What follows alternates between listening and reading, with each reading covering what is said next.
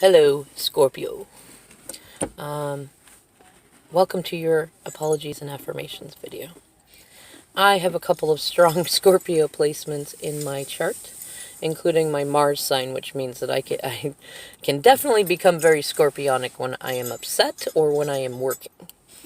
I also have some really good friends who are Scorpios, and um, I think one of the main apologies is that you're people thinking that you're mean. That you're mean and a backstabber. I think those are the main things. Like when I hear people like dissing on other signs, that like they'll say that you are either mean or you're vicious, and that is really not fair. So I'm sorry for the people that have said that to you, because whether it's Sun, Moon, Rising, Venus, or Mars placement, or even I have a South node in there, so you can have other placements in there too. If you have often been pegged as either of those things, that is so not fair, because oftentimes you are one of the most giving signs ever. Like one of your main cards is the Queen of Cups. You are a very, very motherly sort, even if you're a man. And in that case, you could even go with the King of Cups. Like, you're not mean. You are a water sign. You recognize when it is valuable to give your emotions to someone else or not. You're also very psychic, and you can recognize when someone is not worthy of your time, attention, or nurturing or tenderness. And it is often those people that will then go and say that you're mean, which is not fair. Like, you are not definitely not mean. That's, of those that I know that are Scorpios, I mean, you just have to be, you want us to be honest. You want us to be straight up. You want our words to match our energy. And that is fair. And I haven't even, I mean, I've seen some Scorpios when they get angry. I mean, if somebody really pushes those buttons, yeah, like we can be very, very scary in that state, but it takes a lot to get there. You're kind of, I always think of Scorpio as kind of that the deep ocean underwater volcano. It takes quite a lot to get that magma up to the top of the surface of the ocean. And if you've really pushed it that far, well, if somebody does that, they kind of deserve it. And it's hard to reconcile that within yourself, because you don't want to be a mean person. And I'm sorry for all the people that have said that you are mean or vindictive.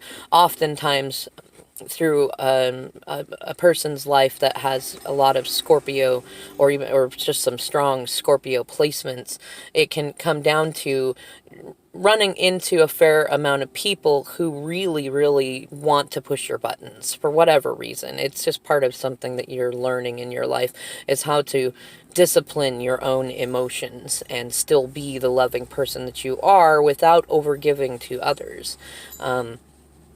And much in the way as with Libra, you can get pegged as somebody that is just argumentative for no reason, when really, no, like, you want to know the truth. And whereas Libra is often, it's air sign, so they're going more for the actual communication. You are testing to see if the communication resonates with the energy, and that is a valuable thing.